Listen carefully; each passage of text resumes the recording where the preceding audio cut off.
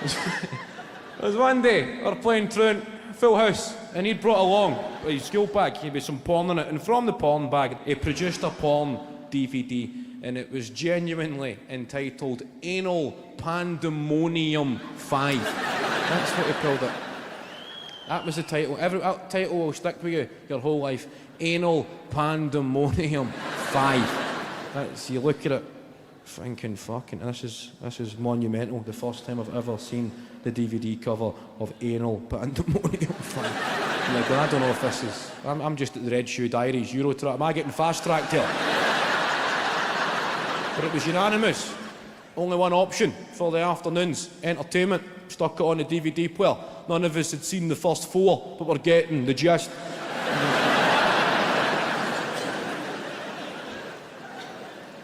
Everybody transfixed on it. Porno, 5-10 minutes in.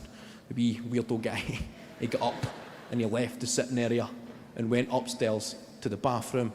And upon his return, it was noted he was gone too long to be taking a piss, but not long enough to be doing a shite.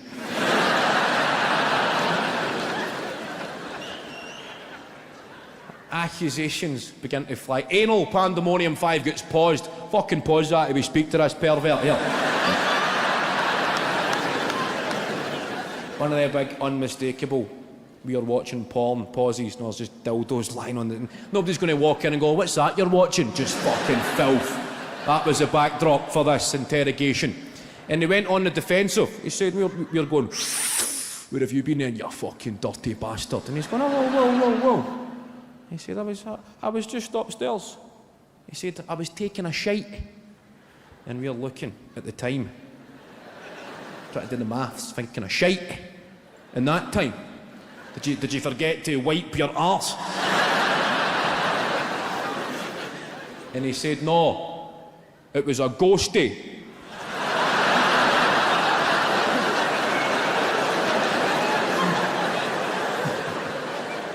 Immediately, we're on the back foot. We never even considered that an option. A ghosty. The perfect shite, not one sheet of toilet roll required, not a flush is needed. The environment does not get damaged in the slightest. Just casually strolls right out, don't mind me, mate, nothing to say, hits the water, cheerio.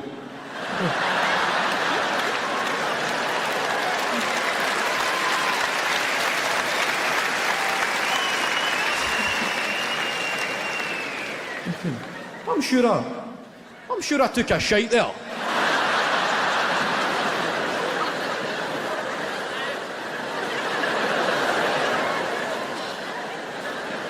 It felt like a shite. It smells like a shite. I needed a shite, and I no longer need a shite. But I cannot seem to locate a shite.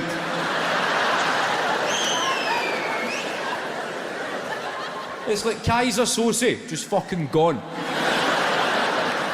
That was it. We even apologised to the guy. Sorry, mate, we thought. No, I won't even mention what we thought. Anyway, go help you back to your seat there. Unpause the feature. Shite. Big fan. I just realised I just said shite about 10 times. A shite's a great word, isn't it? Underused. It's only Scotland or Ireland. We still keep that strong. Shite. I don't like shit. Shit's become a utility word, isn't it? Shite. Shite means shite. Shit means anything these days. Do you want to smoke some of that shit? Really digging your shit. I need to go home and pack my shit. You can never put shite in their sentences.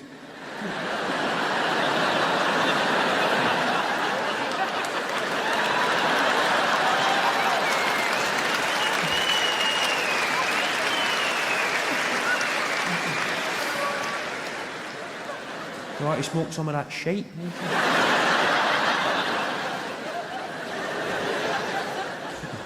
You're really digging my shite. You're going home early to pack your shite. Or poo. That's annoying. Adults that still say poo. Guys, can we stop the car? Really have to go for a poo. How'd you see your ID here? You're over 7 and you want to go for a poo.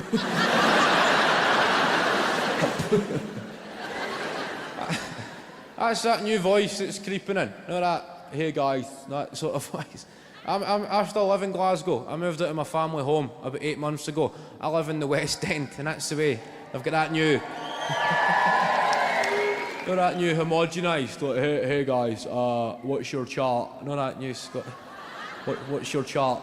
Yeah, we were out last night for Callum's birthday drinks, and yeah.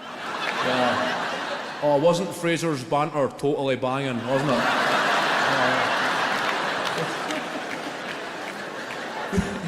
Fraser, it was Callum and Gavin, they're such a double act, aren't they? Their banter was on fire. Top chart, yeah, really top chart, top banter, totally top bants. All I remember was Rebecca bought me a Jaeger bomb, and then me and Gavin were planking in Burger King. I woke up this morning, I was actually dying. Top banter, top chart. That's the way they fucking talk. That's the kind of freaks I live beside these days. Top banter.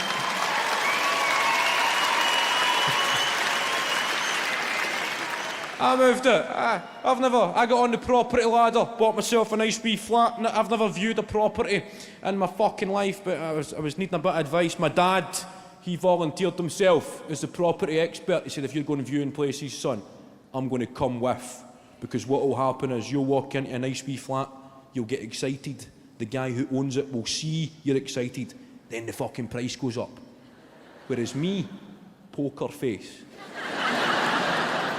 He's never viewed a property in his life. My dad's been in the same council house his whole fucking life. You don't go and view a council flat. You don't get a survey or a home report done. You just get told, that's where you're going to live now. Get fucking in. But he's volunteered himself as a property expert. Me and him are rocking up there. If you're this guy's gaff, me and him like fucking Colin and Justin walking up. My dad's going poker faces. We never even get into the guy's house. And my dad had dissolved. Just going, look, that car's got a valid tax tax. I've got a few quid up here. Get a wee photograph for that, son. You learn some of life's harshest lessons as well when you live on your own for the first time. Some of life's toughest. Like Lurpak spreadable is unspreadable. That's the most recent one. That was a tough one to take. I'm stood there, lunchtime, making myself a piece and crisps.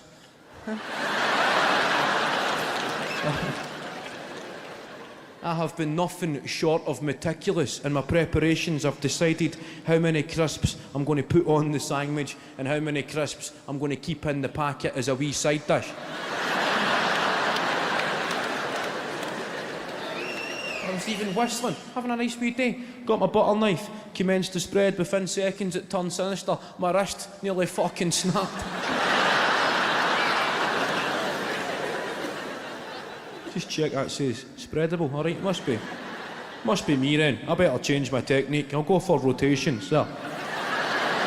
Bits of your worktop start to appear through the bread.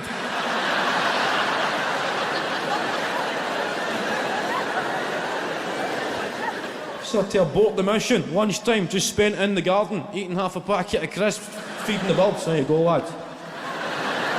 Even the pigeons are going, what the fuck happened to that, mate? Come here and look at us, lads. Try to feed us this shite. You put that in a fucking shredder, mate. How many more innocent bits of bread must be ripped apart before somebody challenges these bastards? That should be their new advert. Lurpak spreadable.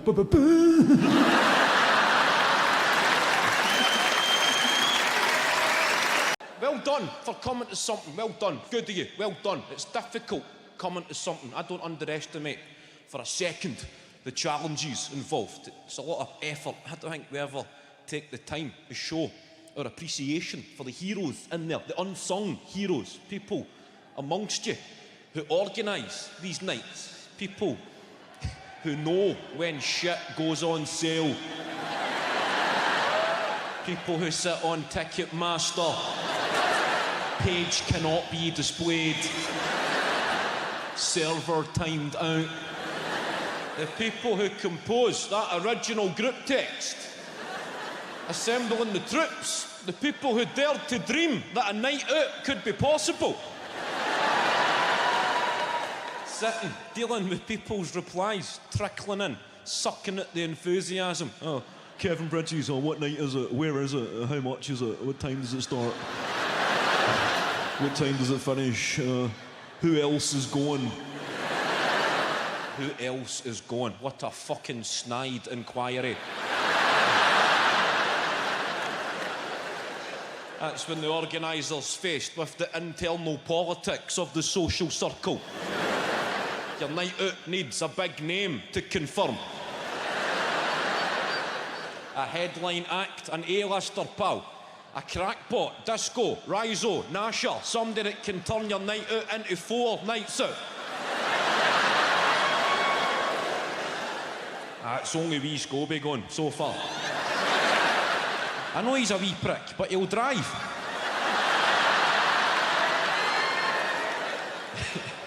Welcome along, front row. How we doing? You all right? Looking good? How you doing, sir? You all right, mate? You can reply, mate. It's live. It's not the fucking telly yet. We're only making a DVD. It's not actually the DT's fizz. That 3D telly's a fucking beauty. Good man. What's your name, sir?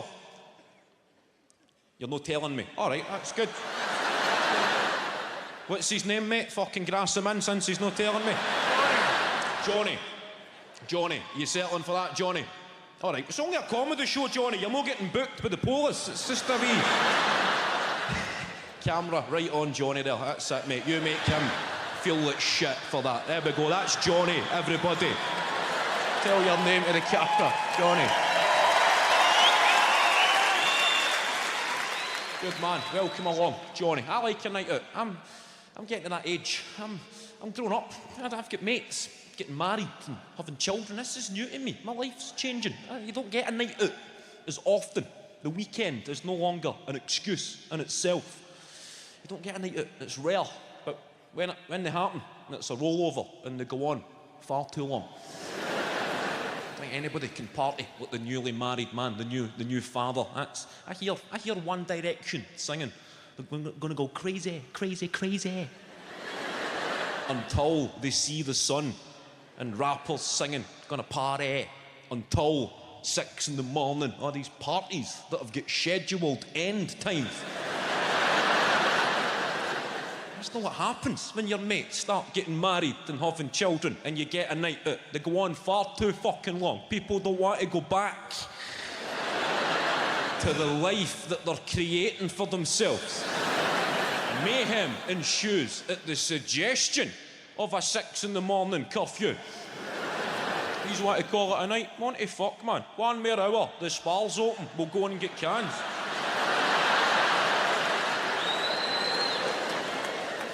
The adult empty. It's a bleak affair. The empty. 10 years on. Some paranoid wreck walking through your living room looking for a Nokia charger.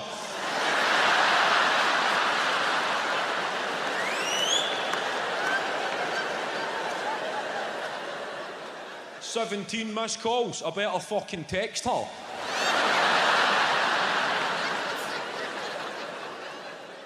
Highlights of a game of FIFA on the PlayStation that was finished about 3 hours ago. Still playing.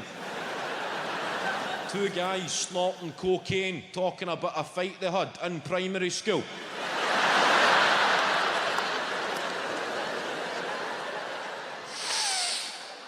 Listen, I'm fucking glad we sorted that tonight, bud.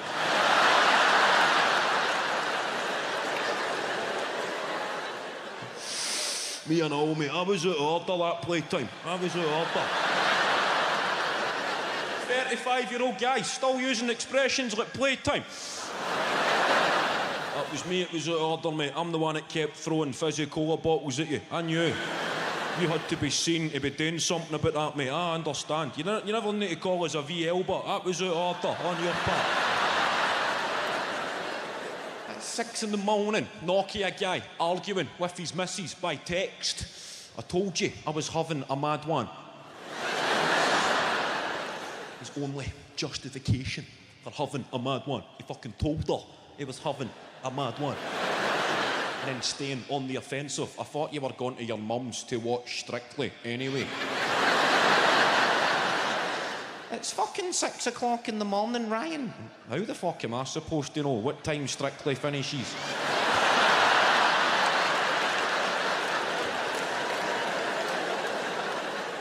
And looking at the telly, looking at the PlayStation, thinking it's fucking Sky Sports.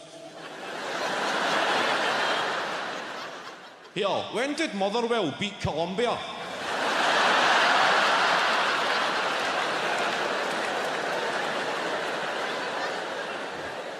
That's fucking some result for the well, isn't it?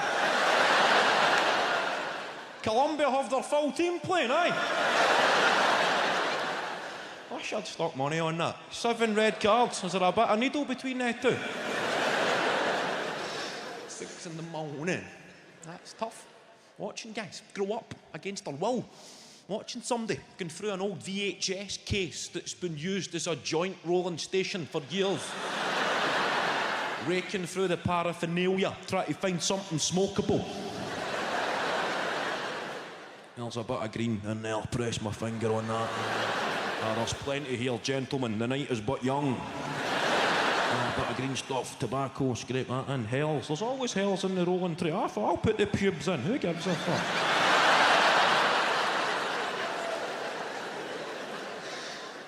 Lying there in emotional purgatory, trying to get a knackered disposable lighter to work, the only lighter in the party. Them big long flicks. Come on, you piece of shit.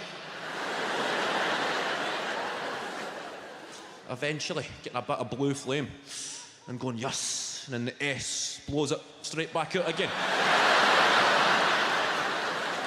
It's hard to watch a married man lighting a pube joint off the toaster.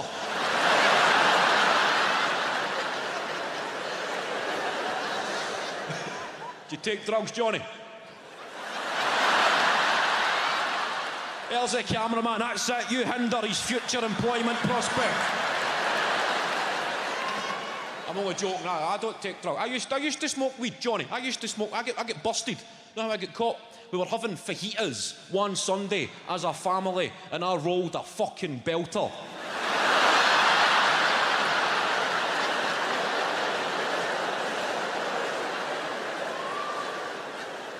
And it aroused far too much suspicion. From that day forward, I was under surveillance. It was evident I had obtained these skills elsewhere, no doubt through illicit activity, as this was the first time we had ever sampled Mexican cuisine as a family. I'm taking a back seat, letting everybody else go first. They're putting together these big abominations, big baggy, reckless bastards. Salsa bombers going down their t-shirts.